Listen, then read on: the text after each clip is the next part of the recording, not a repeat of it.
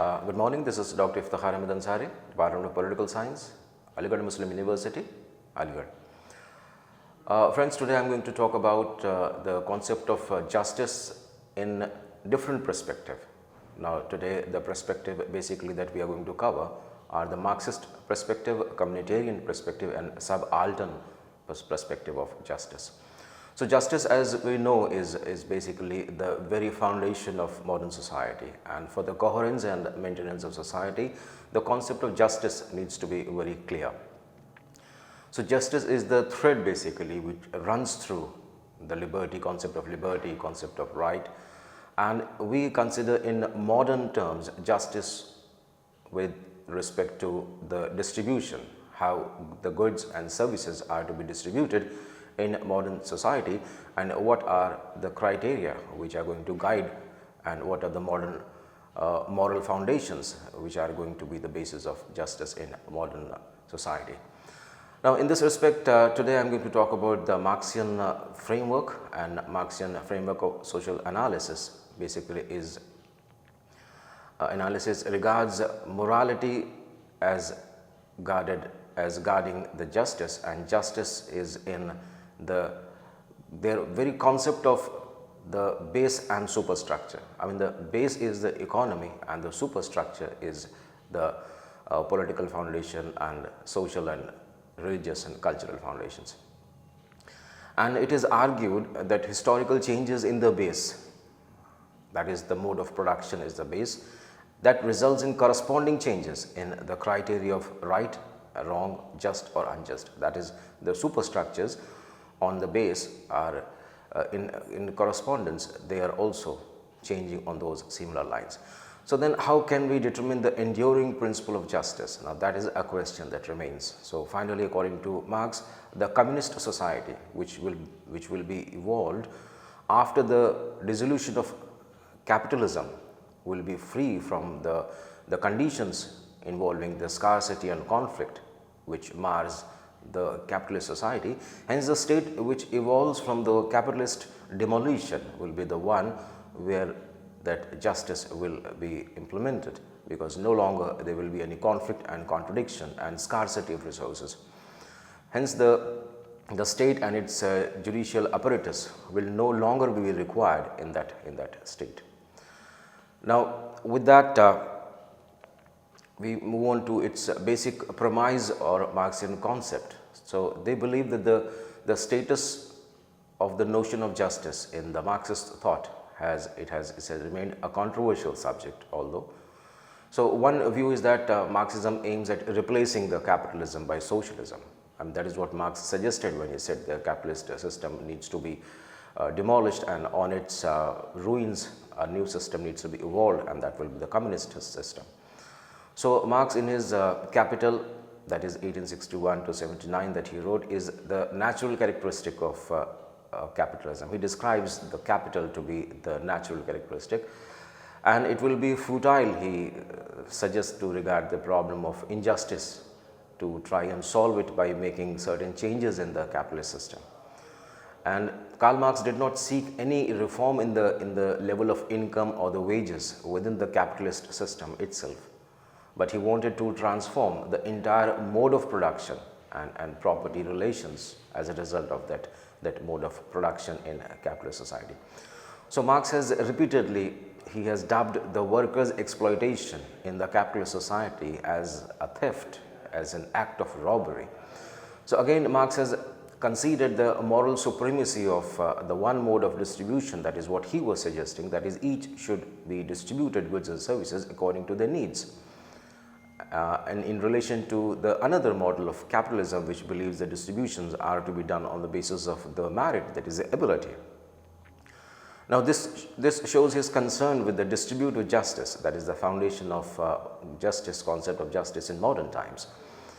So, in spite of this adherence to moral relativism, he has shown the way to set up a social system where he sends the ideology which is propagated by the capitalist system is a false consciousness which emanates from the prevailing mode of production that they have, and this false consciousness will disappear and hence the moral system which evolves in its ruins, in its demolition, will be morally superior one. So, Marx and his co-partner Engels, they have amply shown the extent of injustice which is inherent in the capitalist system itself, and they try to evolve and explain that exploitation through surplus value. That is the basic concept of the communist system, which explains like what injustice is in that system. So, according to Marxist theory, the capitalist mode of production, it involves the exploitation of the working class. Now, Marxist theory of surplus value, it illustrates how this exploitation takes place. So, according to Marx, he says labor is the sole creator of value in economic system. So, of the four elements of production, land, labor, capital and entrepreneurship, these three other elements along with that labor, three elements, that is a land, capital and entrepreneurship, are basically sterile because they are incapable of reproducing itself, and they can do that only when the other source, that is the labor, is added. So, labor is the one which adds value into that production system. So, value of commodity is determined by the quantity of labor which is employed, and here they say we must take into account the quality of labor required for its production. Now, here it is essential to understand the distinction between value and price of a commodity. Now, price is only a monetary expression of the value. Now, if the price of the commodity corresponds to its value in monetary terms, it may be described as natural price. But besides the natural price of the commodity, there is the market price, now which fluctuates heavily upon the condition of demand and supply. So, market price of the labor is not determined by its potential value, which would be added to the value of the commodity, which is produced by that combination of land, labor, capital organization, but by the value of necessity required for the worker's own maintenance and for the maintenance of his family, so that he could bring up his children to replace him in the labor market. Now, labor is the only element of production which produces surplus value, and with the increased availability of labor force in the capitalist economy, the market price of the labor declines, because as it is guided by demand and supply. So, the capitalist forces of work of labor, it is something which is at a maximum. So, what capitalists try to do, tries to hire a worker on the lowest prices and tries to get the maximum output from that labor, and while he pays in return only the subsistence wages at the market rates. Now, in this way, the labor gets back only a part of the value that he has created and produced in the bargain in the shape of the wages. Now, the value produced by the labor may be divided into two parts. Now, one part comprises the value which is paid to the worker in the form of wage, and the other part comprises the value of surplus labor done by him, which is not paid to the worker, but which swells the pocket of the capitalist and constitute his profit. So, rent and interest are paid out of the surplus value. If the capitalist employs his own capital, the land and building, then entire surplus would go into his pocket.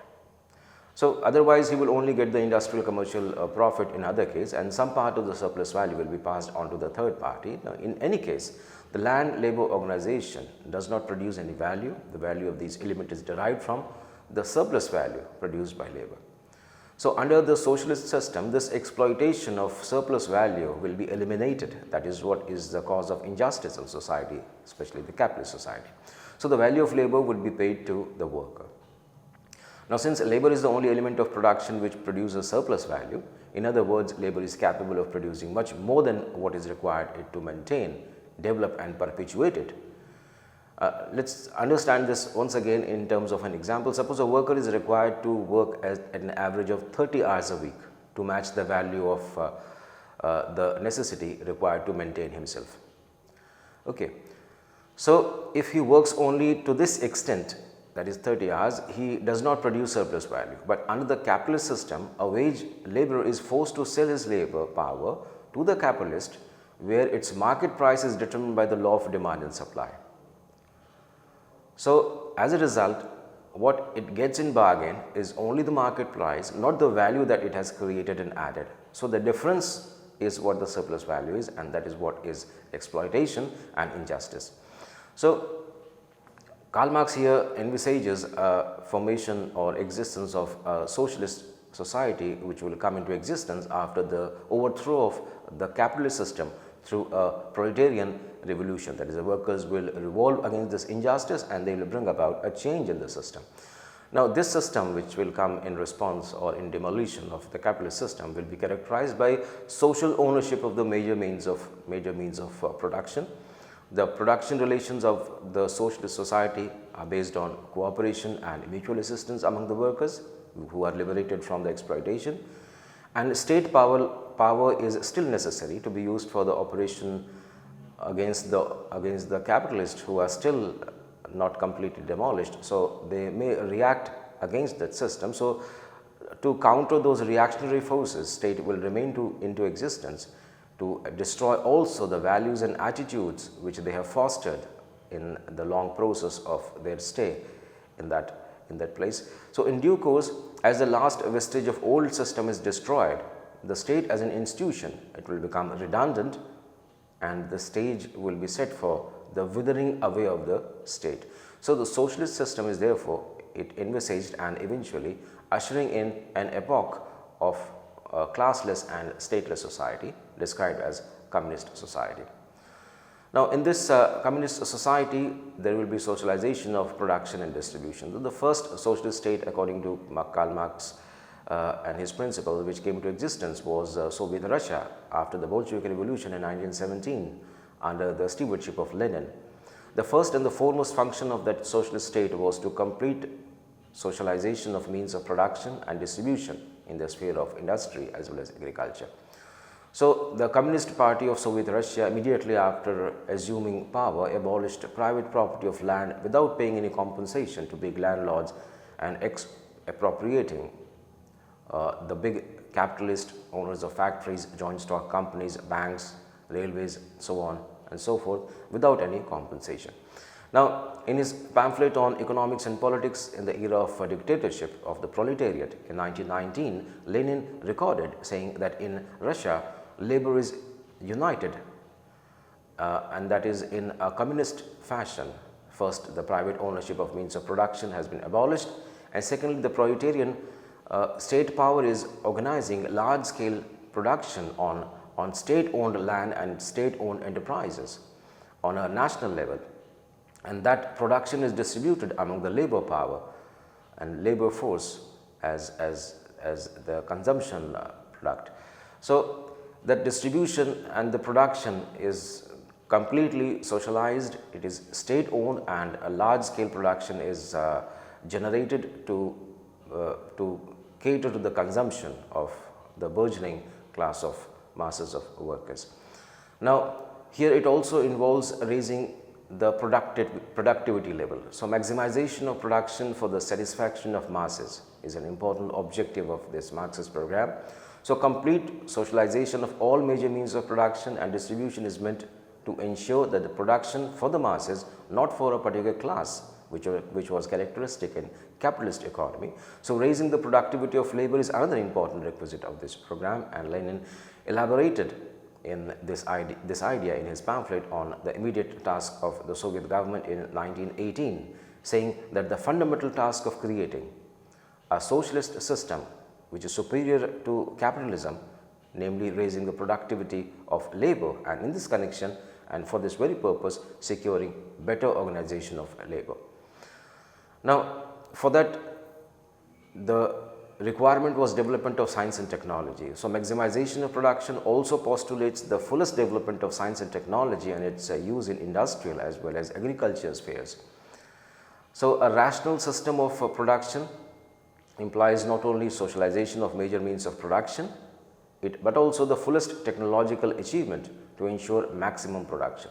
So, the common ownership of major means of production that would create conditions for the fullest development of the forces of production for meeting social needs. So, development of science and technology is to be undertaken as an integral part of a program of socialist reconstruction, and that would result in transformation of culture as well, because it is believed that the roots of the capitalist economy all these years had been so deep, and it has especially their cultural impact has gone so deep into the minds of the people that it may continue to influence their behavior even after transformation of economic foundation of the society.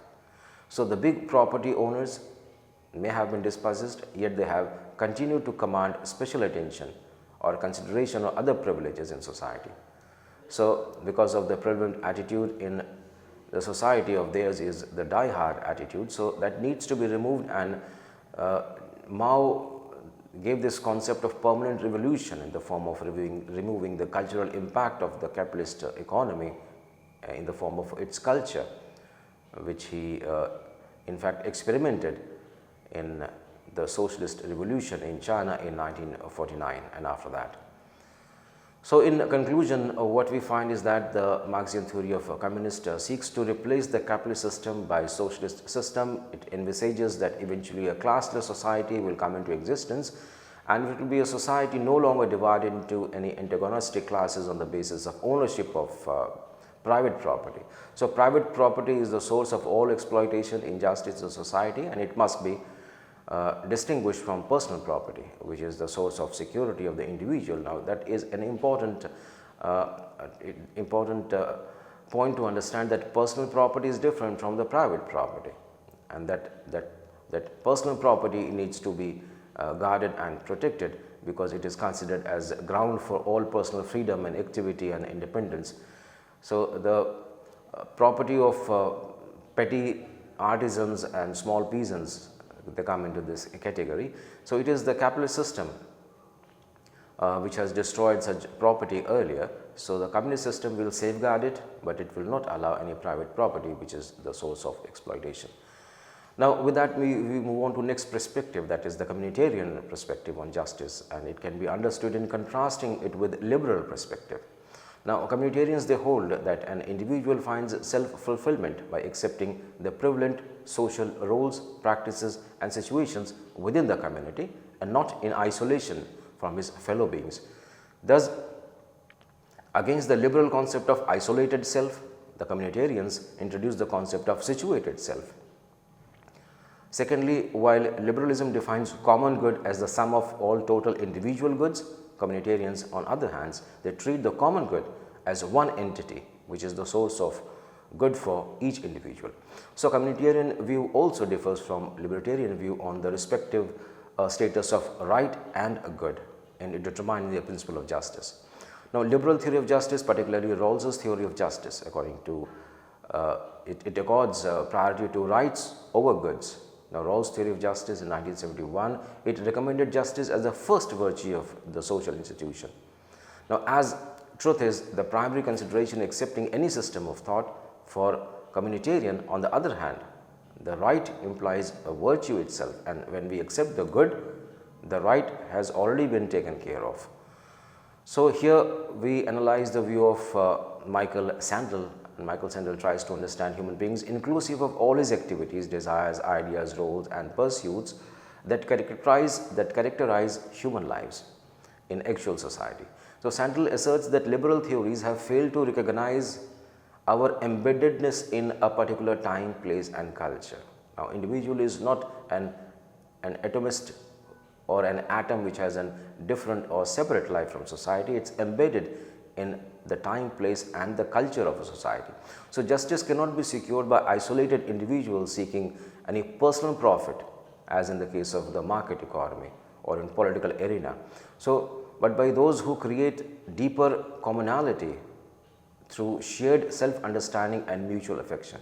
So, these individuals who are embedded in society, they have deeper commonality in the form of the understanding that they share and mutual affection that they have in a society. So, the pursuit of justice is to be found in the communal moral good on concrete common institutions.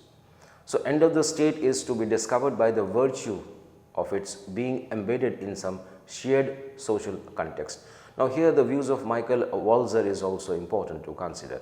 Now, Michael Walzer, American political philosopher, in his celebrated work Spheres of Justice, he enunciated a communitarian theory of justice, saying that although in some respect which is akin to the liberal pluralist point of view.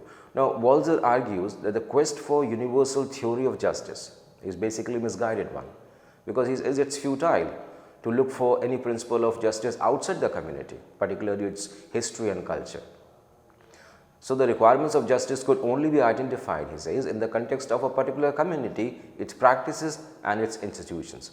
So, justice means to apply the principle of complex equality. Now, this complex equality needs to be distinguished from the simple equality.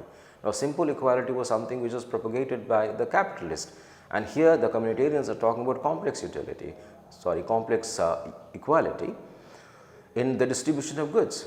So, here it implies a system of distribution which is complex, that it does not try to equalize all goods, but rather seeks to ensure that inequality in one sphere, that is, if we talk about it as a wealth, this do not permeate into other spheres, that is the healthcare or political power. Now, Walzer argues that modern society includes a number of spheres of distribution in which different goods are allocated, each by their own independent criterion. So, Walzer further asserts that if the boundaries between different spheres are respected, one person's preeminence in, say, the sphere of money may be offset by another's higher social prestige and a third success in holding some political office. So, in this way, social pluralism may lead to kind of equality in which no one decisively outranks anyone else. So, thus Walzer denies that economic status of an individual holds key to his social prestige and political power. So, Walzer argues that a society of equals lies within our reach, and it is implicit in our shared understanding of social goods. Now, these understandings do not produce a vision of a simple equality which will lead to immense inequality through the operation of free market forces. So, if state tries to reinforce initial simple equality, it will end up in a tyrannical state. So, Walzer comes to the conclusion that distribution of social goods should be determined according to the right reason as applicable in each sphere. Thus, the spheres of politics or health or education should not be corrupted by the domination of money for the money property rules in the sphere of commodities. The sphere of office should not, beyond a certain limit point, be contaminated by nepotism, which is the belonging in the sphere of kinship and love. And the sphere of kinship and love should not be contaminated by consideration of profit and loss, which are relevant in the marketplaces. So, family organization should not be patterned after male domination, which properly belongs to the sphere of the military organization. So, if proper maintenance of these boundaries are maintained, is properly observed, then definitely justice will come into being. So, the problem with Walzer's suggestion in conclusion, what we can find is that there is no reliable method to compare the values of non-economic factors like reputation, political power, education and health, etc., with the value of income and wealth. Now, in the absence of such criteria, it is difficult to attack the disparities created by market society. So, for example, it would be a poor consolation for a university teacher, writer, artist or scientist for that matter, that a low economic return for their talent and the effort is compensated by a high esteem in which they are held in the society. So, if Walzer's suggestions are adopted in actual practices, this will certainly have a just society which he intends to create, but he has not indicated the way to convince the dominant people in different spheres of social life to adopt these rules. Now, with that we come to the subaltern perspective of justice. And then the concept of subaltern was introduced in social theory of Antonio Gramsci, an Italian Marxist who was imprisoned by Mussolini for his radical views during the ascendancy of fascism. In his present notebook, Gramsci revealed some new dimensions of Marxist thought, which included the concept of subaltern. Now, subaltern perspective of justice is concerned with the plight of those groups in society who are more or less permanently placed in subordination position because of various constraints inherent in the social structure. So, in other words, these are exploited, oppressed and marginalized groups because of an inherent division of society in the ruling and subaltern groups. So, the lion's share of the benefit which are accruing from the total efforts of the society is cornered by a tiny class described as ruling class, dominant class or elite. and the majority consisting of various subordinate groups who put their ability and effort into the creation of these benefits are left with very meager share thereof. So, the subaltern critique of justice raises the question of social justice is in a more eloquent manner. So, the Marxist theory of class structure as founded in late 19th century was challenged by the elite theory in the beginning of the 20th century, which said that the class theory which envisages a division of society broadly into two classes on the basis of ownership and non-ownership of means of production is basically one-sided, because elitist theory expounded by Wilfredo Pareto, then Mosca, then Robert Michels, it advanced an alternative division of society into elite and masses on the basis of distinctive ability or organizational capacity of one group vis-a-vis other. So, now what they meant here is that if ordinary people, that is the masses, they get a lesser share in the cake, they deserve it. They deserve it because they lack the talent and the skill which the elites have to mobilize and produce certain goods for the society. So, each according to work, that is the market society model. The concept of subaltern, on the other hand, this contradicts this elitist theory and holds that the ordinary people, they contribute substantially to the production of the cake, and still they get a very marginal share from that production because of their exploitation by the ruling class. Now, the ruling class, it evolves a value system to suit its own interest and projects this as one embodying the universal interest. So, in other words, the subaltern groups consisting of workers, peasants and other subordinate groups, they are made to believe that they are being ruled with their own consent. So, Gramsci has described this quality of the ruling class as hegemony. Thus, hegemony signifies the ability of the ruling class to convince the subject class that their rule represents the common interest. So, in short, while elitist theory treats the division of society into rulers and rule as something which is natural and functional, subaltern theory regards it as artificial and exploitative. So, elitist theory eulogizes the role of ruling class in building the whole civilization and downgrades the role of the ruled, but subaltern theory focuses on the significance of the role of subordinate classes. It even believes that the subaltern groups are capable of organizing themselves and shaping human history.